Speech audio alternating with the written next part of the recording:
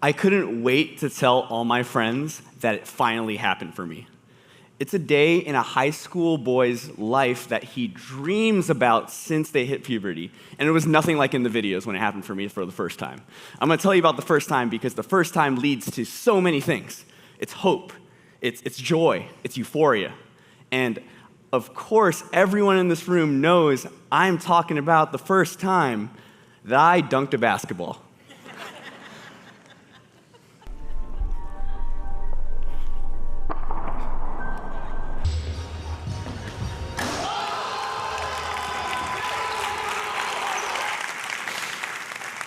Now, that wasn't the first time. No one videos their first time, right?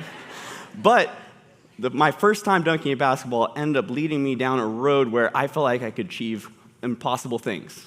This feeling of euphoria that you saw me and my friends express was something I got addicted to. It happened at the first time. It happened at the next time. It happened every time we upped the ante a little bit. And this feeling of euphoria that you get when you achieve a movement goal and do something that you thought was impossible is life-changing. And I wanted to align myself with my entire career to helping people achieve their movement goals. So I said, Mom, I want to go to the NBA. She said, you're a little bit short. Okay, that's fine. I want to be a physical therapist. Better answer for a Filipino mother. So with influence from my Filipino mother, I went into the field of physical therapy, and I'm a certified strength and conditioning specialist for the Guam National Olympic Committee and our athletes housed in the upstate of South Carolina. I help people all along what I'm going to call the movement continuum, where on one side we have life, right? Lots of movement, dunking basketballs, running marathons. Then we have death.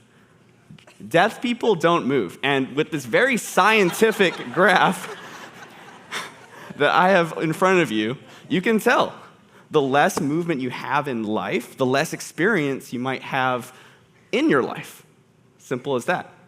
And so I help people all along this movement spectrum. And my favorite people to work with are athletes. Athletes come in all shapes and sizes, but specifically I like to help athletes with ACL surgeries. Everyone's heard about this ACL. It holds your knee together. And athletes need their knees together in order to perform their sport. And when that ACL fails them, what happens is you get this identity crisis. I could run a marathon in X amount of time. I could jump and hit the rim with my head. Now I'm laid up in bed. I can barely move my leg. I am nearly dead, like that stick figure right there. And so my job as a physical therapist is to walk alongside of them and say, hey, maybe death is a little dramatic, maybe just a little bit, and say like, okay, well, what are the movements that we can get you back feeling like an athlete? So we help them move their leg a little bit, bend it, get it straight. Oh, all of a sudden our quad's working enough to where we can walk, right? We take away the crutches, start standing up, sitting down, going upstairs, start walking, start running, and before they know it, they're back on the court. And my favorite feeling as a therapist is to go to my athletes' games and see them fall. It may be a little sadistic, but I like to see them fall because I like to show them that they can fall and not be broken. This identity comes back once they build that level of confidence that they can trust themselves and regain that identity. So, when I tore my ACL about 9 months ago, playing some pickup basketball, going for a dunk on a fast break, no one touched me, it just failed. I was not so much nervous as some might get. I was actually maybe a little bit excited. I nerd out about this stuff. This is what I can talk about all day if you'll let me. But what happened when I tore my ACL was, okay, I get to walk in the shoes of my athletes and my patients. It's going to go injury, surgery, before I know it, dunking a basketball, right? Simple as that. And by my tone, I bet you could assume that it didn't go like that. When I woke up in the hospital, this is what I looked like. Due to a rare complication with anesthesia called malignant hyperthermia, super, super rare, my muscles started tearing themselves apart, and I lost all of my strength. I had to be intubated, catheterized, and to put the picture in your head, when I woke up, this tube down my throat, I could barely open my eyes, and it took me 20 minutes to free myself from the shackles of 2 blankets. 2 blankets are heavy when you have all your energy sapped away. To wave someone down to untie me. So what happened for me was a different kind of identity crisis. I thought I had it under control. My expectations were injury, surgery, dunk a basketball. But in the hospital, where I nearly lost my life, I couldn't roll over, let alone sit up. Goodness gracious, dunking a basketball was furthest from my mind. All I wanted to do was pee standing up. I'm going to paint a very graphic picture for you. So to use the restroom when you have no strength, you have a little pee bottle. And you put the pee bottle between your legs, you do your business, and then you're supposed to put the pee bottle to the side. I was so weak that when it was full, I had to call a nurse to move it from between my legs. I was that weak. And so I was going through the philosophical conundrum that is life. I was at a point maybe near death. To be dramatic about it, I was as close to death as I've ever been.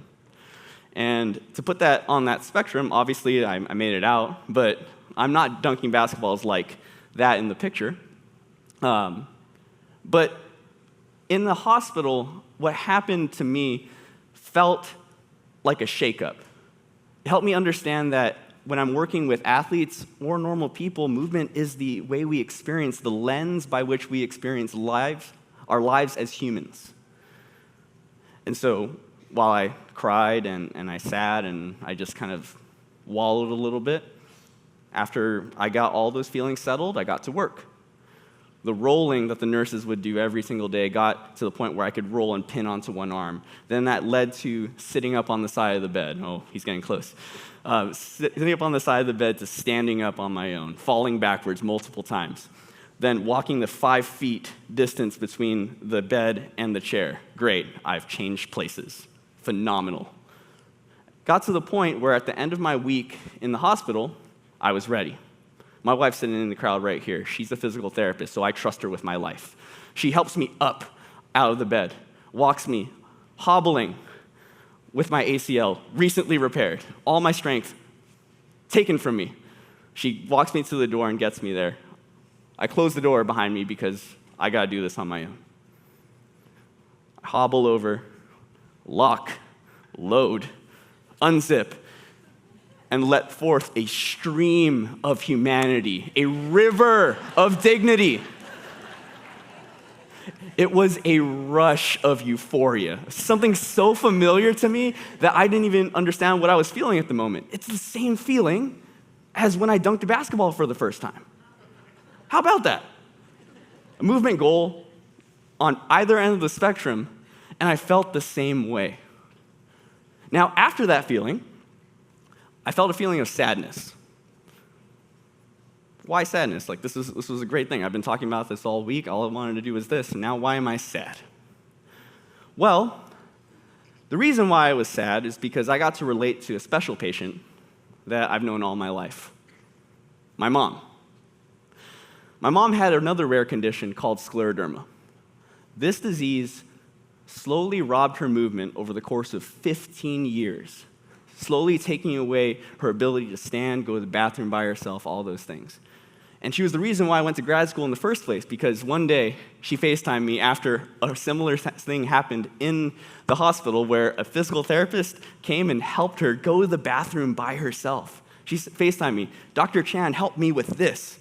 That is why I was a physical therapist. And so in that moment, I felt sadness because I finally felt what my mom might have felt. And I got to relate to her. A couple lessons from my mom, right? My mom, a very strong, very proud woman. She cared about many things in life. One of those key things was cooking meals for us. As she was living her life, she slowly lost movement until she could spend about 5% of her day up out of bed. She would use this to do laundry, to do dishes, things that made her feel normal, right? But 95% of her day was spent in bed. One day, 5 years ago, my future wife was visiting me out in the island of Guam where we're from. My mom was spending most of her day in bed. Now, what happened was she said that that's the thing that I want to do for you guys. And so what she did was she saved her 95%, and she cooked us a meal. One of the most delicious meals ever. Very memorable for my wife and I because that was the last meal my mother ever cooked for me. 5 years, almost to the day today, my mom passed away at the age of 45. It's sad, but there's also purpose with this. My mom lived a life of purpose. She defined the movements that made her life worth living. And that's what I challenge each of you today to do for yourself. We're all on this movement continuum. Whether you are closer to life or closer to death, it does not matter where you are. It is your responsibility to yourself to figure out what are the things that are worth living for, what movements comprise those things, and to move towards those things every single day. Anything short is practicing for death. And with those little movements every day towards the things that you love and the goals and aspirations that matter to you, who knows? Maybe you get to do something again for the first time that you thought you had done for the last time.